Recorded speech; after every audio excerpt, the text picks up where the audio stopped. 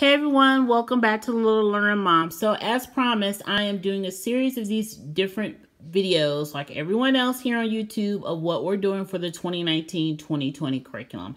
Probably could have just did this in one big video, but I didn't think ahead on that. But anyway, so the video's a little shaking. I am recording on my cell phone's tripod and it's not cooperating with me at all. So I'm going to run through what we're using for our 2019-2020 curriculum. And again, these are basically the text of things that we're using. But if you follow me on Instagram, you know that science is my son's jam along with music. And so we have tons of science things in our homes. We have science kicks, we have science books, we have science games, we have all kinds of science online platforms that we use. So science is our thing. So this particular video is basically going to be showing you what the written text things of what he's going to be using for his science for this year. But we have all kinds of hands-on components that bring all of this stuff together to make it what it is. So we started off with the Abeka grade 2 science. Now I'm gonna be quite honest with you. If your child absolutely loves science, Abeka is not the curriculum for you to go with, because we actually started this towards the end of the school year because we had completely finished our science curriculum and my son wanted to do more science. So I let him go ahead and crack open his second grade science curriculum because I already had it, and he is already 2 chapters out from finishing this entire book, because it is not a curriculum, in my honest opinion, if you have a child that is really interested in science and that child really needs an in-depth study of what they're studying. It's just not the way to go. I'm just going to be quite honest with you. I know a lot of people love Abeka science. They think it's great. But if you have an advanced little scientist in your house, this is definitely not the way to go. If you just want something for them to have as a science reader, as it says, something that they can do independently, yes, go this route as something for them to do independently. But as far as a science curriculum, no ma'am. So this is the Abeka Enjoying God's World Science Reader. There are some religious things inside of it. If you're looking for something that's completely secular, I wouldn't go this route. It's not overly done, but there are some mentions of in there of, like, one of the assignments was, why did God create butterflies to be butterflies and not caterpillars? Not grasshoppers. And so, you know, it's got stuff like that in it. And I did see some Bible scriptures in here. So if you're looking for something that does not have a lot of religion in it, this would not be what you want to use. If you're okay with just a little lighthearted, religion within it, which we were okay with in our home, then it was okay for us. But again, if you're looking for something completely secular, this is not the way to go. So I first heard about Science Fusion on Homeschooling in the Bel Air, and she raved about how her kids did really well with it and how they loved it. One of the things that I'm finding that I like about it is that I like the fact that it is incorporating the text and the workbook within the actual book. So there's no separate book for you to buy. I did get hours used, and I'm still on the lookout trying to find a teacher's edition for this. But I do have the interactive lessons links for the Science Fusion for this particular grade. And so he can actually get on the computer and do interactive lessons and do a little bit more in-depth study with this particular curriculum. That's not something that you can do with the Abeka. So there's some things in here that he's already, like, see, he's already been in here. There's some things that he already knows in this curriculum. So what I have done is I have gone through it unit by unit and made my curriculum map according to what he has not studied yet. And that is what we're going to be using this for. And again, I got this used. This was like, what, maybe $4 or $5. Now the teacher's manual, on the other hand, I'm finding that I'm not finding it at such a great price. It's still pretty expensive. Now, I recently talked about this in one of my recent videos, and if I remember, I will link it in the corner. The Tinker Active Science 2nd grade. This is a new text or new workbook that I came across on Instagram, and I thought it was something that he would actually love because it has hands-on projects, stickers, and then there's over 128 different exercises in here. And what I do like about this is that at the beginning, the kids get the lesson on, you know, the different concepts like properties of matter. It's the very first one. And then once they get done with it, there is the hands-on activity in the back. So we will be doing this. I actually hid this over the summer because I did not want him to run through this book. And so we will be using this along with our science stuff.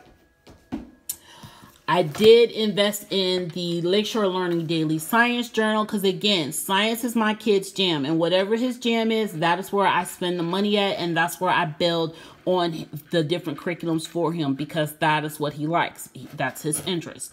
So I went with the Daily Science Journal, grade 2, and I have grade 3 on backup. So when he's finished with this one, which I know won't take long if I hand it to him, he can move on to grade 3. So the great thing about Lakeshore Learning, if you're familiar with Lakeshore Learning's projects, they're completely very much thorough and to the point, and they cover the Common Core standards. So if you're looking for something for that, so here you've got 35 lessons of science journaling for your child. And on the very first page, you get the actual lesson of what they're going to be talking about. And then on the next day, you get the exercise and then so on and so on. Now, I'm going to be completely honest with you. My son could probably sit down and do this entire lesson in one sit, but the way I'm going to hopefully divvy it up is to just have him read it on Monday and Tuesdays. We talk about it, you know, look at the vocabulary words, and then we'll do Monday and Tuesday, and then he'll do Wednesday and Thursday, and then I will leave Friday for open for him to do. So this is completely an add-on. It's voluntarily something for him to do. It'll probably go in his work box for his morning box warm-ups. For him to do. So again, this is the Daily Science Journal from Lakeshore Learning, and anything that you're seeing, I will link it in the description box for you to take a look at. My other choice is we're going to be doing the Storybook of Science. I'm actually going to look for this on Thrift Books or eBay to see if I can find it at a discounted price. I actually got this one from my library just to kind of flip through it. And I was pretty much impressed because it's a storybook about science. And I thought this would be a good read aloud for something that we can kind of start our day off talking about science. When we do a science lesson, we can read a chapter in here, part of the story. So this is something that is kind of on my maybe we'll get to this year. Maybe it's just something extra for us to do. But I believe it was JD that I first saw this on. Don't quote me on that. But I believe that's where I first saw the Storybook of Science was on her channel. It may not have been. But so this is another add-on that we're going to be doing for science. And also for text, we have the Illustrated Elementary Science Dictionary from Usborne and the Usborne STEM Scribble Book. Now, I'm not a huge, I love Usborne's books, but I don't own a lot of Usborne books because one, they are a little pricey, and two, because I feel like after a while, especially if you get the lower grade ones for like, you know, kindergarten through second grade, the kids basically outgrow it. And then it's like repeated in another book at a different level with just a little bit more stretch material in it. And so I haven't invested a lot into the Usborne books. I think they're great books. I just don't personally invest a lot of money into them for that sheer fact that I just don't feel like that is, if I buy one book, unless I buy it at a higher grade level, I'm not going to get much usage out of it. And then my son's going to find it really boring. Because he's going to say it's baby. So, but I did buy these, and I actually got these used off of a mom, off of Facebook, I believe. I was one of the Facebook homeschool groups. I think I paid $5 for this book and maybe $3 for this book. And it's basically an illustrated science dictionary. So anything that he wants to know and he wants to go on independently, he can go on here and check it out for himself. And it is what it is. It's an illustrated elementary science dictionary. And this is a Usborne STEM science scribble book. He has not seen this yet because I hid it. And so this is more science related things. And once he does know that this exists, he will be breaking this out. And I won't probably get a chance to formally present it because he'll probably read it and just start doing it himself. Over on my Instagram, I just did a walkthrough of the Evan Moore STEM Lessons and Challenges Grade 3. I chose Grade 3 because that's exactly kind of sort of where my son is as far as for his science leveling, and we'll be working in this a little bit this year, probably not too much because we have so much science stuff, but we still will be incorporating this in. This was really for me to have some extra science STEM things for him to do here in the home, because this is going to require him and I sitting down together and doing this, which I don't have a problem with, but we do a lot of science experiments and we do a lot of science. So these are our science choices for the 2019-2020 school year. And again, these are all the book related items. We have, again, a lot of science kits. We have a Generation Genius account. We have a Mystery Science account. We have vocabulary account that has science related items on there. We have different things that we can incorporate, lots of hands-on learning, literature-based learning into our science.